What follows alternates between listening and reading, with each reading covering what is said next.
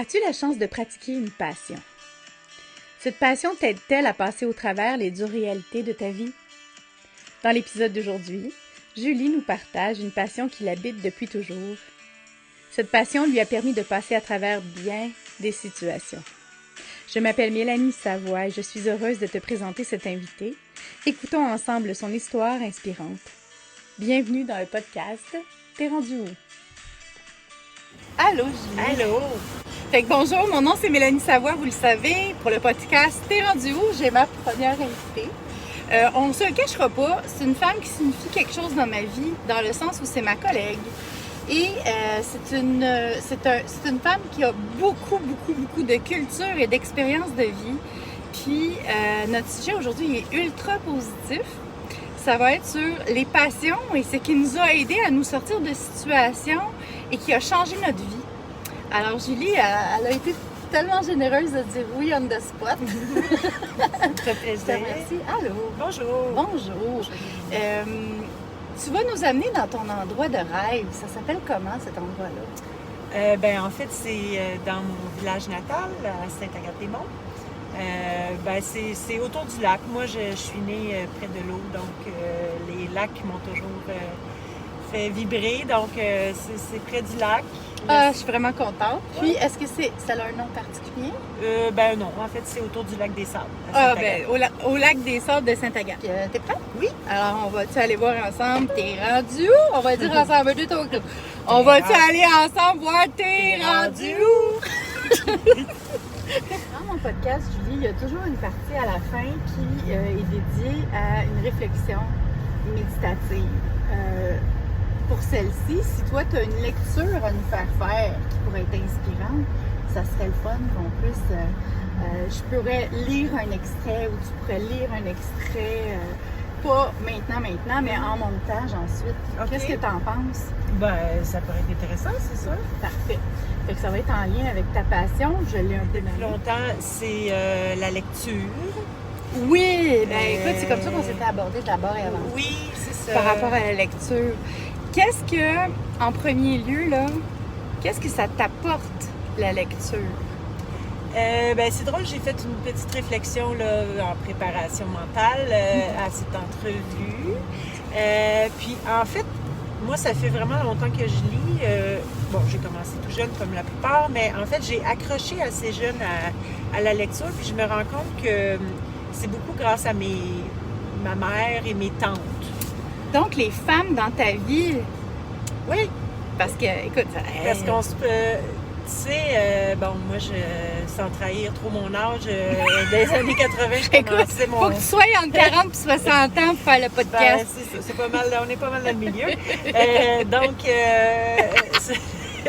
C'est ça, donc moi, dans les années mi-80, il n'y avait pas vraiment de littérature jeunesse, ou du moins, c'était pas super élaboré comme ce l'est maintenant.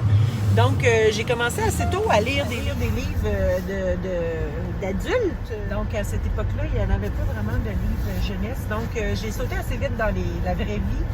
Et, dans les romans? Les romans, les classiques. Parce que c'est ça, chez nous, mes parents, ils étaient vraiment de grands lecteurs. On était comme dans une culture comme ça. Puis c'est donc grâce à mes tantes qui me disaient « Ah, tu lis tel livre, c'est vraiment bon! » Puis là, on se prêtait le livre. Puis ta passion s'est passée de génération en génération. Oui, c'était chouette ça. Je sais qu'encore aujourd'hui, là, les jeunes, quand il y a un engouement pour une certaine série. Là. Parce que toi, tu enseignes le français à l'école aux adultes. Exactement. Et c'est dans ce cadre-là que tu as vu ça. Oui, parce qu'il y en a qui se parlent de certaines séries à la mode et tout ça. Donc, ça existe encore, Dieu merci. Ce genre de culture-là. Mais donc, tout ça pour dire que j'ai quand même, c'est ça, j'étais une lectrice assez précoce. Puis, à 14 ans, je lisais La bicyclette bleue de Régine Desforges avec des scènes absolument horribles de Deuxième Guerre mondiale, mais avec aussi des scènes absolument délectables un peu... c'était assez cru quand même, donc j'ai fait mon éducation sexuelle à travers les livres. OK. Fait que là, j'aborde on voit d'où tu viens avec ça. Mhm. Puis, comme je vous ai dit en début de podcast, Julie, c'est une des personnes qui a le plus de culture que je connaisse. OK? Oui, c'est vrai. Puis au niveau de la pensée aussi, de l'articulation de la pensée, puis comment tu es ouverte à toutes les opinions, t'as pas de jugement. Tu penses-tu que la lecture, ça a forgé une forme d'approche de ton entourage, d'approche de ton social avec les gens? Ah oui, ben beaucoup. En fait, quand j'étais, c'est ça, quand j'étais jeune, en fait, tout le temps, là, j'ai toujours été, même si ça paraît peut-être pas toujours, mais je suis plus un type introverti. Et quand j'étais enfant, j'étais vraiment timide, une petite fille timide. Puis des fois, ça arrivait pendant la récréation que mon livre me sauvait. Parce que je me sentais rejetée ou j'avais pas le goût. Ouais. Du moins, donc ça a été comme un objet un peu réconfort pendant plusieurs années. J'avais toujours un livre avec moi. Puis donc, ça me sauvait de situations des fois où j'avais pas vraiment le goût de... c'est ça, De socialiser. de socialiser. Bon. Puis ça m'a Au niveau aussi... au niveau de la sécurité, c'était peut-être un objet que les Oui. livres, c'était peut-être quelque chose d'important. Oui, parce que je me disais, quoi qu'il arrive, si disons je suis dans une situation qui me met mal à l'aise, j'ai mon livre. Mais je sais que ça fait. Mais du moins, ça c'est m'a vraiment donné beaucoup de confiance. Une ouais. passion que tu as, qui a des raisons d'être claires Oui, par c'est rapport vrai. à, je pourrais-tu aller jusqu'à dire ta survie? Ben, à quelque part, oui, parce que sincèrement, la lecture, moi, ça me permet vraiment de m'évader à quelque part de certaines situations ou de certains schémas mentaux ou idées insistantes, persistantes, qui sont pas capable de nous en nécessairement partager positives. une que tu reconnais que la lecture ou que d'avoir juste la possibilité de lire t'a permis de mieux vivre? En fait, c'est ça, tout le long de mon adolescence, j'avais cet outil-là. C'était comme un outil, cet outil-là pour me permettre parfois de m'échapper, tout en étant socialement acceptable. Puis c'est ça. C'est sûr que, des fois, j'ai vécu un divorce, comme tout le monde, là, mais disons que ça me permettait de m'évader puis d'imaginer d'autres vies que la mienne pendant un certain temps, puis ça me faisait du bien. Ben oui. Voir ailleurs, qu'est-ce qui se passe. Exactement. Versus relativiser des fois notre propre réalité. Oui, totalement. Ou nous permettre d'imaginer puis de vibrer positivement à travers des épreuves. Mm-hmm. C'est ça? Oui. Bon. Moi, Puis aussi, Wow. ça m'a permis, en vieillissant, par la suite, aussi de m'affirmer, dans le sens que d'affirmer mon besoin des fois d'avoir la paix, finalement. Prendre ton espace personnel. Exactement. Puis Ah. quand tu as un livre, il y a comme un message, tu sais, je fais quelque chose. Ah, je suis occupée. C'est ça. Donc, il a fallu quand même que je fasse une certaine éducation à chaque nouveau conjoint que j'ai eu, tout ça. Mais ça reste que, c'est ça, c'est comme reprendre un peu possession de son petit monde personnel, là. De se préserver l'intimité. Exactement. Préserver l'intimité de manière assez facile. Je sais que, il a fallu que je me développe d'autres trucs, on s'entend, là. J'ai pas juste un livre, puis je vais pas me réfugier là-dedans à chaque fois, mais ça reste que ça a été comme... c'est ça, c'est quelque chose qui me nourrit beaucoup. Puis, combien d'heures par semaine tu dirais que tu lis, toi? Ah, moi, c'est certain, je lis à chaque soir avant de me coucher. C'est certain. Même, je me couche un peu plus tôt pour lire. Ça m'aide vraiment à me relaxer. Ça m'apporte un calme franchement important. Donc, c'est ça. Je lis au moins à tous les jours. Pas longtemps, là, mais peut-être une demi-heure par jour. Puis quand dans une fin de semaine, as-tu toujours tes grands moments de lecture? Non, des fois oui, des fois non. Une fin de semaine, ça passe vite, là. Il y a souvent... mais j'aime bien. Disons, là, si je veux me faire plaisir, puis je fais taire tous les désirs de tous et chacun, ça arriverait souvent que je te dirais que j'aurais besoin d'un temps pendant la fin de semaine. Là. Oui. Oui, j'adore ça. Ben, écoute, on n'est pas ici à en parler pour rien. Mm-hmm. Puis tu le transmets tellement bien. Ah. C'est vraiment cool. ce que je voulais savoir, c'est que, bon, on a abordé, en préparant notre podcast ensemble dans une conversation, que tu avais un passé où est-ce que tu avais eu des épreuves personnelles. Puis que cette passion-là t'a permis, comme tu as expliqué tantôt, d'avoir comme un outil pour te défocusser. Tu veux-tu nous en parler un petit peu de cette épreuve-là, sans rentrer dans les détails, juste parce que tout le monde a son vécu et qu'il y a différentes intensités de vécu. Toi, c'était quand même une moyenne intensité, puis tu as pris des résolutions. Oui. Là, je sais pas, on a tous... Il y a plein d'étapes, là, puis rendu à 50 ans, on dirait qu'on a plusieurs petites crises. Ben, j'ai dit tantôt. Je sais. Mais... comment je pourrais répondre à ça? Ben, en fait, c'est ça. Donc, je parle souvent de ma jeunesse, mais parce que, c'est ça. Moi, j'avais un père qui était bipolaire. Ben, il est encore. Mais à l'époque, c'était pas vraiment connu. Donc, c'était comme une fluctuation C'est une fluctuation qui était dure à vivre pour la plupart des membres de la famille, surtout qu'on ne comprenait pas trop ce qui se passait. Donc, c'est sûr que moi, je me réfugiais beaucoup dans la lecture parce que des fois, il y avait des moments où on savait... c'est ça. Donc, devant toute cette incertitude-là, puis c'était pas de sa faute, mon père. Cette instabilité-là aussi, oui, c'est ça. Parce que c'est de la bipolarité, là. Des fois, ça va bien, puis... ça dure un temps, puis après ça, ça va moins bien. Donc, c'est ça. Donc, ça me donnait comme vraiment comme un endroit, qu'ils disent maintenant les safe space. Donc, un endroit sécuritaire où je me sentais... Je sentais que j'avais le contrôle là, sur cette partie-là, du moins. Et donc, c'est à partir aussi de ce moment-là que j'ai commencé un peu à changer mes lectures parce que c'est certain que j'étais beaucoup dans le roman, on s'entend, c'est mon genre préféré, de toutes sortes. J'ai essayé des policiers, de toutes sortes. Historiques, j'aime beaucoup l'histoire. Mais là, j'ai commencé à lire donc un autre genre de littérature, plusieurs ouvrages un peu plus spirituels et tout ça. J'en avais lu au début de ma vie adulte, mais je suis comme retombée là-dedans. Donc, dans les livres qui font plus un genre de réflexion, donc ces temps-ci, c'est ce qui me branche pas mal. Oui!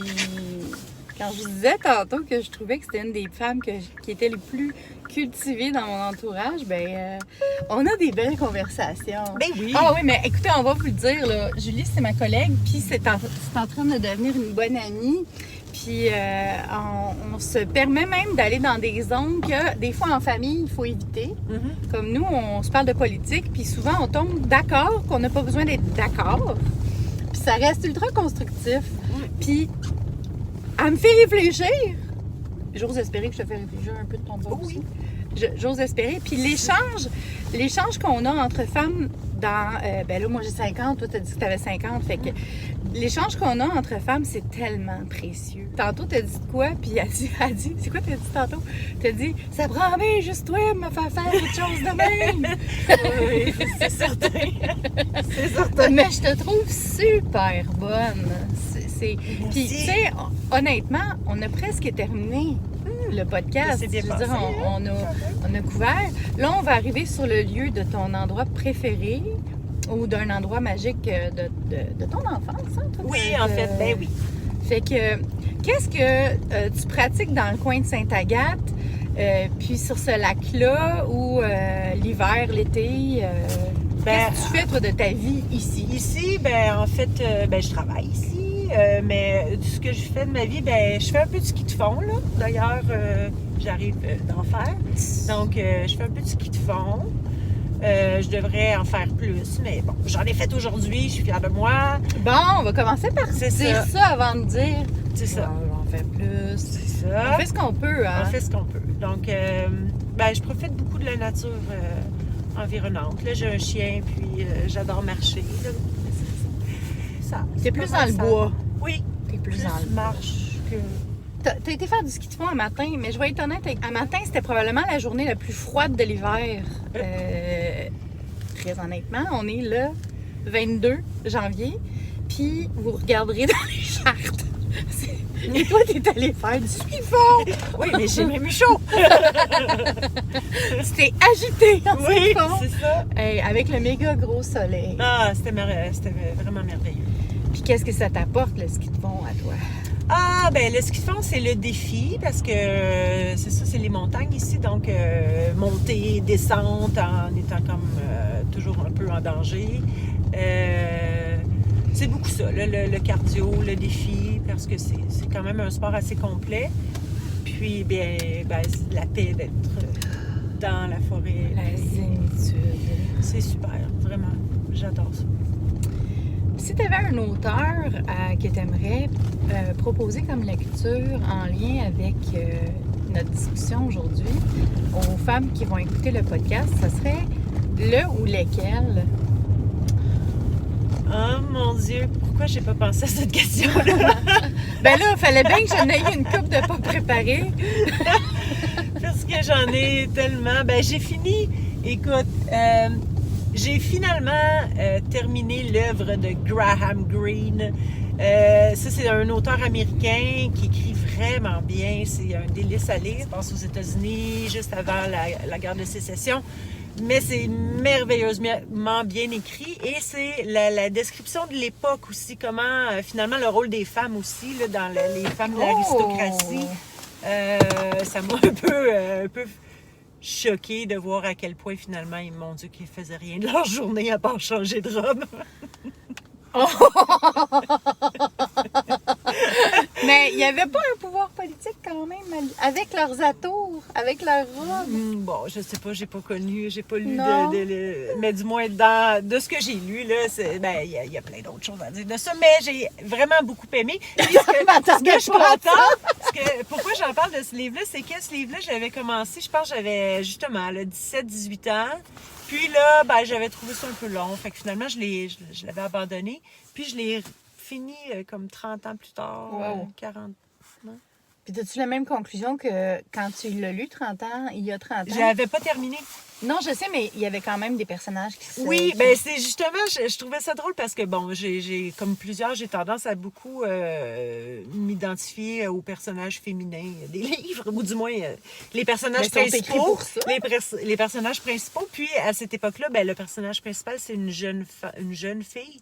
Donc, à cette époque-là, je m'identifiais beaucoup. Puis là, rendue à 50 ans, là, je la trouvais...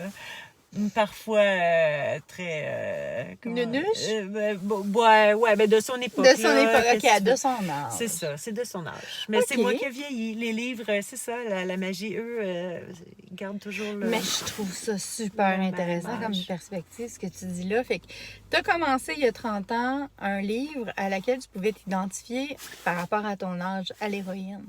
30 ans plus tard, tu relis le même livre avec un autre regard complètement. L'appréciation du livre, ça devait être une autre expérience complètement. Oui, parce que là, je m'intéressais plus au contexte, tu vois. Moi, ça m'intéresse de savoir qu'est-ce qui s'est passé pendant cette guerre-là de sécession. Donc, l'histoire versus la romance. Oui, exactement. Ouais. Là, j'allais chercher autre chose, tu vois, dans ce roman-là. Puis là, je te propose une aventure. Devant nous, il y a un lac. Oui. Gelé. Oui. On va aller prendre des prises de vue OK. au milieu du lac. D'accord. J'ai des notules. C'est super, OK. Fait qu'on est obligé de s'habiller vraiment en ours polaire parce que en ce moment, là, au ressenti, là, il fait moins 32 puis on s'en va sur un lac au gros soleil. Fait que, suivez-nous. Ouais, je pense que votre invitée, t'es une bonne invitée, t'es vraiment hot. J'adore ça, faire passer du temps avec Julie comme ça. C'était une facile. Ah, bon. Ben oui, pour un premier podcast, là, mon Dieu, à pied levé comme ça. Fait que t'as fait Compostelle. Oui. Puis, en 2 fois. OK. Fait que la première fois, ta motivation, c'était quoi? Puis la deuxième, c'était quoi la différence? La première, j'avais 26, 27 ans. Donc, en fait, c'était pour vivre. C'était vraiment parce que je voulais voyager, j'aimais bouger. Puis, c'était quand même abordable aussi. À ce moment-là, faut le dire. Puis cette fois-ci, tu es repartie pour Cette quelle raison? fois-ci, ben, je suis retournée toujours avec les mêmes envies de bouger et sans que ça coûte aussi trop cher, parce que c'est ça aussi quand même. On est fait seulement 10 jours, donc j'ai marché 10 jours, 200 km à travers quand les même, montagnes. Hein? C'est 20 km par jour. Hein? Oui, quand même. Surtout que je ne m'étais pas vraiment bien entraînée. Parce que je me dis, je marche à chaque jour avec mon chien. Mais donc, quand même, il faut s'entraîner. C'est important de s'entraîner. Oui, bien, puis ça, tu me réveilles sur le fait que je t'interromps, je m'excuse, mais vraiment, ça, c'est tout un épisode, là. Oui. On va je pense que tu en as le long à dire à ce sujet-là. Oui, vraiment. J'aimerais en avoir plus long. Parfait. Hey, écoute, elle vient de me demander de faire un deuxième podcast avec elle. Vous l'avez tous entendu? Fait que merci beaucoup, Julie. Et ça me fait plaisir, Mélanie. C'était vraiment agréable de t'avoir avec nous. Puis, écoute, à la prochaine d'abord. À la prochaine! Bye! Bye! Le roman suggéré par Julie est La bicyclette bleue et il a été écrit par Régine Desforges. L'extrait que j'ai sélectionné se retrouve dans le premier tome d'une saga de 10 livres. J'ai sélectionné cet extrait parce qu'il me faisait penser à l'énergie que Julie dégage quand on est en sa présence. D'abord, une énergie de jeune fille, une énergie pétillante, et ensuite on voit que l'expérience de la vie lui en a fait voir d'autres et qu'elle s'en est relevée, renforcée. Voici l'extrait. Léa avait 17 ans et toutes les audaces de son âge. Elle était belle, avec ses cheveux blonds et ses yeux bleus qui pétillaient d'intelligence et de malice. Elle avait un corps de rêve, une taille fine et des jambes longues et galbées qu'elle aimait à montrer dans ses jupes courtes et ses robes légères. Elle était coquette, aimant se parfumer et se maquiller avec soin, mais sans jamais tomber dans la vulgarité.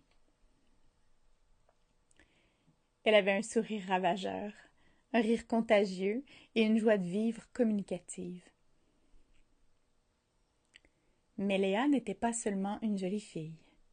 Elle avait aussi du caractère, de la volonté et de la détermination. Elle savait ce qu'elle voulait et elle se donnait les moyens de l'obtenir. Elle était passionnée, entière, impulsive, parfois même un peu trop. Elle ne supportait pas l'injustice, l'hypocrisie et la mesquinerie. Elle avait un cœur immense, capable d'aimer passionnément, mais aussi d'haïr avec la même intensité. Léa vivait à Bordeaux, dans une famille riche bourgeoise. Son père était notable, un homme d'affaires respecté, mais aussi un homme froid et distant, peu attentif aux sentiments de sa fille. Sa mère était une femme élégante et raffinée, mais aussi superficielle et frivole, plus occupée par les mondanités que par l'éducation de ses enfants. Léa avait une sœur aînée, Isabelle, qui était mariée et avait déjà des enfants. Elle avait aussi un frère, Philippe, qui était plus jeune qu'elle et qu'elle adorait. Léa aimait sa vie, la liberté et l'aventure. Elle aimait sortir, danser, s'amuser avec ses amis. Elle aimait la nature, la campagne, la mer. Elle aimait par-dessus tout sa bicyclette bleue, qu'elle avait reçue pour ses 16 ans et qui était devenue son moyen de transport préféré, celui qui lui permettait de s'échapper de la maison familiale, de se sentir libre et indépendante. Mais la vie de Léa allait basculer avec la guerre. L'occupation, les privations, les restrictions, les dangers, tout cela allait bouleverser son existence et la confronter à la réalité du monde, à la souffrance, à la mort. Léa allait mûrir, grandir, se transformer. Elle allait découvrir l'amour, la passion, la jalousie, la haine. Elle allait faire des choix, prendre des risques, affronter des épreuves. Elle allait devenir femme. Merci d'avoir pris ce moment pour écouter cet épisode. Le temps, c'est précieux, surtout quand il est bien investi pour faire les choses que l'on aime. Je t'invite à liker ou à mettre un 5 étoiles si ce n'est pas déjà fait. Partage avec toutes les femmes que tu connais. On ne sait jamais, elles auraient peut-être besoin d'un petit coup de pouce pour se reconnecter à leurs priorités. Je me sens privilégiée que mes mots trouvent ton oreille. Passe une belle semaine remplie d'énergie et de courage. Mon nom est Mélanie Savoie. On se rejoint la semaine prochaine pour un nouvel épisode de T'es rendu où?